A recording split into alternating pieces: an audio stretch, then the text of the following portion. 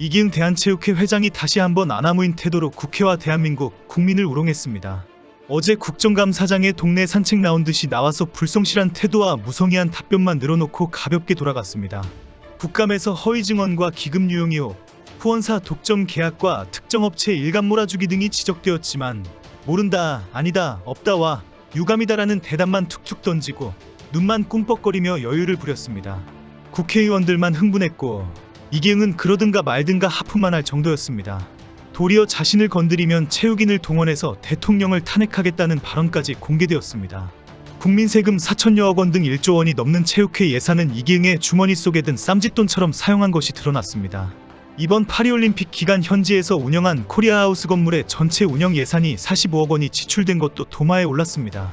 국가대표 선수단 파견 비용이 43억 원이기 때문에 배보다 배꼽이 더 컸다는 비판이 나왔습니다.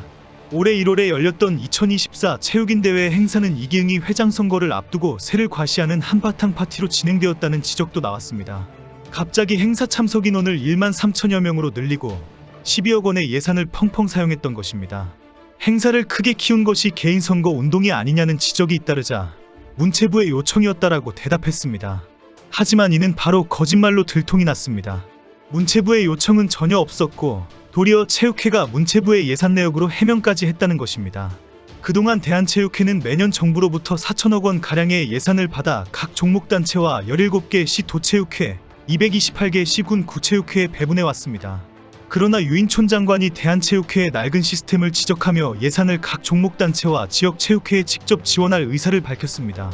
실제 지난 8월에 생활체육 예산 중 일부인 416억 원을 대한체육회를 거치지 않고 지방자치단체를 통해 직접 집행하겠다고 밝혔습니다. 이기흥은 즉각 유인촌을 겨냥해서 2016년 국정농단 당시 블랙리스트를 만들고 특정 단체를 억압하던 방식이라고 비난했습니다. 유인촌은 공정하고 투명하게 배분하지 않고 자기 마음대로 할 거면 국민 세금 4,200억 원을 받으면 안 된다고 반박했습니다. 이기흥은 대한체육회를 자기 사람을 심는 조직으로 만들기 위해 임원 수를 늘리고 각종 특보, 자문, 위원, 참관단 자리를 만들었다는 지적을 받고 있습니다. 25명이었던 임원을 50명으로 늘리고 14개였던 위원회를 31개로 늘리면서 체육과 관련 없는 사람들 400명 이상이 위원으로 집어넣었습니다. 유인촌 장관은 31개 위원회 유지에 엄청난 돈이 들어가는데 이 모든 것이 선수와 감독을 위해서 써야 할 예산이라고 비판했습니다. 국정감사에서는 이기흥의 거짓말이 도마에 오르면서 뻔한 거짓말을 예사로 한다라는 지적도 나왔습니다. 이기흥은 지난 국감에서 대한테니스협회 보궐선거를 중단시킨 이유를 스포츠윤리센터가 후보에 대한 조사를 하고 있기 때문이라고 주장했습니다. 그런데 알고 보니 스포츠윤리센터는 어떠한 조사도 하지 않았다는 것이 확인되었습니다. 이기흥은 또 다른 이유로 테니스협회가 중고테니스연맹을 선거인단에서 제외한 것이 문제라고 했는데 이 역시 대한체육회가 이미 승인한 절차로 확인되었습니다.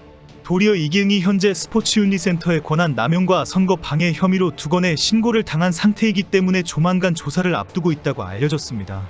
이기흥은 국정감사에 나와서도 그냥 입만 열면 말도 안 되는 거짓말을 계속했다는 것이 바로 들통이 난 것입니다. 당연히 국정감사에 나와서 허위 증언을 했으면 위증의 법적 책임을 져야 합니다. 하지만 이기흥은 만약 국회와 정부가 정식 징계 절차를 밟으면 대한민국이 체육계를 핍박한다라고 드러놓을 판입니다. 이기흥은 부인의 세금 체납 사실을 지적받았지만 전혀 그런 바가 없다, 모른다는 태도로 일관했습니다. 확실한 자료를 가지고 눈에 직접 보여줘도 나는 모른다는 답변을 했습니다. 사격선수 출신으로 국가대표 선수와 대한체회장 관계로 오래 지냈던 진종호 의원이 질의를 할 때에는 이기흥은 진종호 의원의 말을 끊었습니다. 도리어 얘기 들어보시라, 설명 들어보시라 라는 식으로 고함을 쳤습니다. 참고인으로 출석한 오주영 대한세팍타크로 회장은 이기흥의 독단적 체육회 운영에 대해 진술했습니다. 오주영 회장은 지난 3월 20일 워크숍에 불참하게 된 이유가 이기흥 반대 세력에 대한 왕따였다고 폭로했습니다. 지난해 12개 종목 단체장이 밥을 먹다가 이기흥의 체육회 운영이 독단적이라는 대화를 주고받았는데 이를 안 이기흥이 진상조사를 하고 함께 밥을 먹은 12개 단체장을 워크숍에 아예 부르지도 않았다는 것입니다. 오주영 회장은 대한체육회 대의원 총회에 대해서도 동네 개모임보다 못하다고 주장했습니다. 반대 의견이 있어도 박수로 우르르 통과시킨다는 것입니다. 정관 개정도 일방적으로 밀어붙이다 보니 모두 자세한 내용도 모르고 박수치는 분위기라고 폭로했습니다. 최근 이기흥이 추천한 인사가 정부에 의해 배제되자 감히 체육계를 무시한다면서 두고 보자는 말을 수차례 쏟아냈다고 합니다. 모래나 자갈을 만들어 판매하던 작은 골재 생산업체를 운영하던 이기흥이 어쩌다가 대한민국 체육계를 좌지우지하게 되었는지 신기할 정도입니다.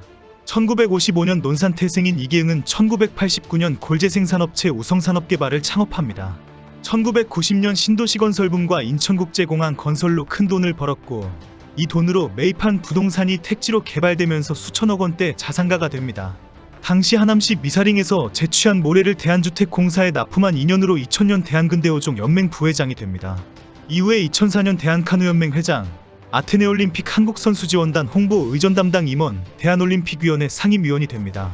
특히 2013년 김정행 용인대 총장이 3표 차로 이혜리사 의원을 누르고 제38대 대한체육회장에 당선될 때 김 회장을 도운 공로로 대한체육회 수석부회장이 되었습니다.